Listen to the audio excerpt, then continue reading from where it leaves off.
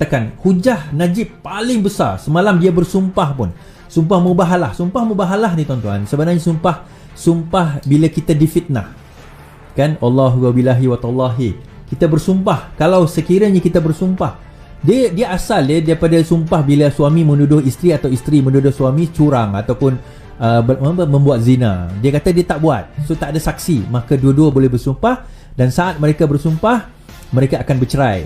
Itu ada sumpah li'an kan, tak silap, betulkan saya kalau ini adalah salah. Tetapi sumpah dalam hal mubahalah ni ada ulama extendkan kalau kita difitnah umpamanya.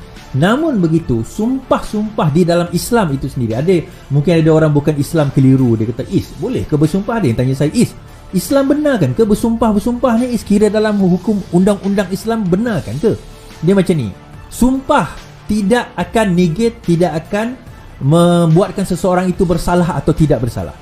Tidak. Dalam kehakiman, even dalam Islam pun, nak bersumpah silakan, tak ada isu nak bersumpah. Saya tak menyentuh hukum. Saya tak kata boleh, tak boleh, haram, halal. Bukan bidang saya nak mengatakan demikian. Terpulanglah dia nak bersumpah, itu urusan dia dengan Tuhan.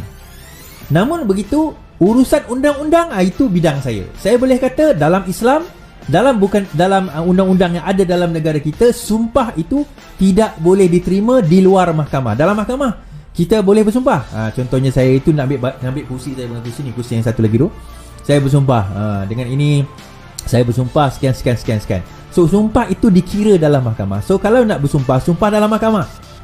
Macam Najib jugalah, dia kata tak tahu, bila kat luar tahu banyak dia. Dalam mahkamah semua dia tak tahu. Kan, dia nak bersumpah, dia bersumpah kat luar, dalam mahkamah tak nak bersumpah pula. Kan, tak nak bersumpah. So bila ditanya persoalan 42 juta tu, dia kata apa?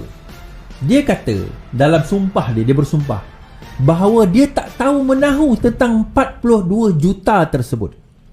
Dia kata dia tak tahu menahu tentang 42 juta tersebut, tuan-tuan. Dia kata, saya tak tahu 42 juta ni mana datang. Dan saya bersumpah, berani bersumpah, saya tak tahu tentang 42 juta ni. Okey. Pada tahun sebelum 2018, dia menyaman Ling Leong Sik. Okey, Ling Leong Sik dia saman kerana Ling Leong Sik punya statement pasal duit ini. So dalam statement, bila dia saman, walaupun saman itu tak jadi, tapi dia sudah hantar affidavit. Affidavit ini adalah sworn statement, kenyataan bersumpah. Dan dalam kenyataan bersumpah itu yang disediakan oleh peguam dia, siapa? Darjit Singh, apa, can't remember, tapi ada satu Singh ni lah yang menyediakan affidavit tersebut.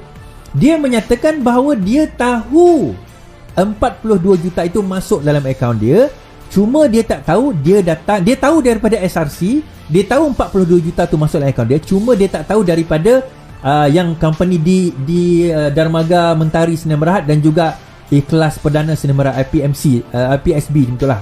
Dia tak tahu datang daripada dua layer, cuma dia kata dia tahu daripada SRC. Ini akaun bersumpah dia. Dan peguam tersebut yang menyediakan affidavit tersebut datang, dipanggil di mahkamah sebagai saksi pendakwa. Dan beliau menyatakan, ya, Najib mengatakan demikian, ya, saya menulis berdasarkan apa yang ditulis disebut oleh Najib. So saya membuat affidavit tersebut, dan affidavit itu telah dihantar di mahkamah untuk menyaman Ling Leong Sik pada waktu itu. Namun bila kerajaan jatuh, Najib tarik balik saman tersebut.